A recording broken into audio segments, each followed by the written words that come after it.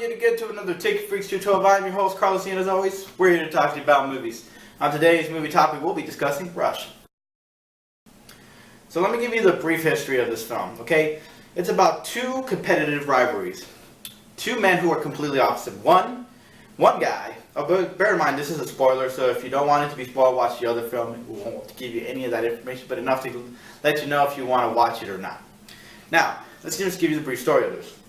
Chris Hemsworth plays the character who is live life to the fullest, no matter what. Sex all day, party all night, just get drunk, really just care less about responsibilities. Now, Daniel Bruhl's character is actually he's more precise, he's more of a less risk taker, more of a dedicated, smart type of guy who doesn't really take life, who takes life very serious, doesn't ever take it carefree. Now, with these two being in the same ring together, or in the same kind of competitive sport, you gotta wonder who is the better half of the film. Now, with these two's rivalry, and this is, by the way, this is race car driving, these two's rivalry was intense in the film. The visual from Ron Howard, direction-wise, was remarkably done. I loved everything because it gave you the location, it gave you the slow motion intensity of it, it gave you such intense chemistry between Chris Hemsworth and Daniel Bruhl that I just could not get enough of this film. Bear in mind, I did not want to see it in the beginning, but then once I was like, okay, I'll keep an open mind. You always got to keep an open mind to certain films. I said, right on, this film was great. Chris Hemsworth is no longer Thor in my eyes. He is an actor. Cabin in the Woods, not his best work. Entertaining, not his best work. Red Dawn, not his best work. But this film showed that he can level himself as an actor, as an A-list actor. Daniel Bruhl always really bringing such intensity into a film, and he really brought the rivalry between him and Chris Hemsworth to life. Seeing these two go at it in the race car industry was remarkably amazing. Now, I will say this, I was in shock to see the burning incident and Daniel Bruhl being the one being caught on fire. Even though his character gave a fair warning to everyone else in the race during the time of the rain, hey, this is a bad idea. But I'm the best at this location, but this is a bad idea. And Chris Hemsworth, very persuasive enough to convince everyone. Considering Daniel Bruhl doesn't have a lot of friends, Chris Hemsworth being the one to say, hey, let's do this. He's just being a chum. He just wants to win a point from us.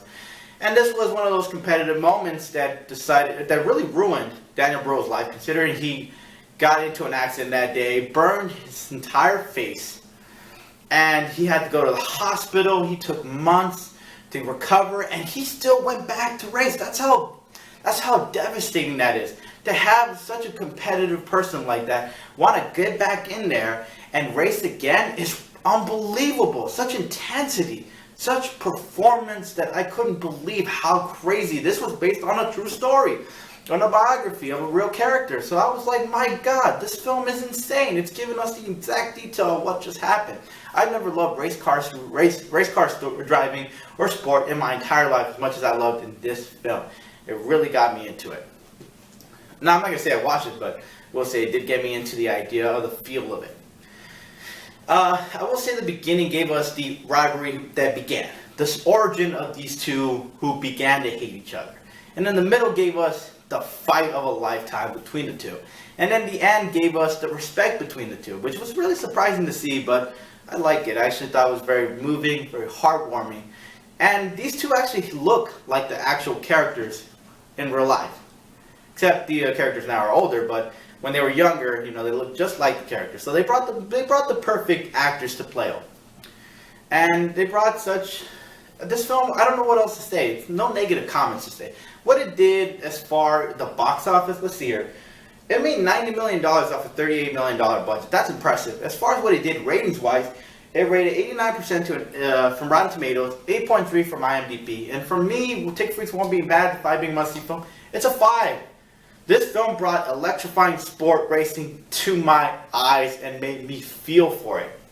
As far as direction from Ron Howard, as far as the intensity, chemistry between the two rivalries characters, Chris Hemsworth and Daniel Bruhl. Oh, and I almost forgot. Sorry. Alexandra Marie Lara, really the wife of Daniel Bruhl's character. Such a emotional situation, I would believe, considering that your husband just got into a burn degree and still dedicated enough to stay there. Now, though these two hated each other, they still had the respect for each other. They might have not liked each other's ways and methods, but in the film you could tell that these two had more respect for each other because they knew that they were showing themselves through racing, not through hatred or any other kind of dispute, but to show that who was the best during a racing competition of life and death, pretty much. This was one of those intensity films. Well, anyways, that's going to do it for us today, guys. If you have any questions, comments, or concerns, please wait at the end of the credits. There's some contact information where you can reach me to ask me about movies. That's going to do it for us today. I hope you guys enjoyed the show. Please subscribe or tell a friend. I hope to see you guys next time, okay? Peace.